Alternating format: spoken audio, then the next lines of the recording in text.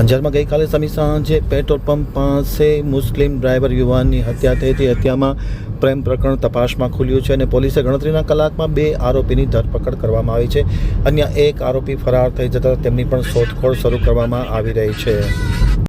હવે જોઈએ અંજાર આમતક ન્યૂઝ બ્યુરોનો એક વિસ્તૃત અહેવાલ. અંજારના ટાઉન વિસ્તારમાં આવેલ ગંગાનગર પેટ્રોલ પંપ પાસે ગઈકાલે મુસ્લિમ યુવાન ડ્રાઈવરની હત્યા કરવામાં આવી છે. હત્યાના 2 આરોપીને પોલીસે ગણતરીના કલાકમાં પકડી પાડ્યા છે. પકડાયેલા આરોપીમાં મહેશ કેરાસિયા અને સબીર બાયડને પકડી પાડેલ છે.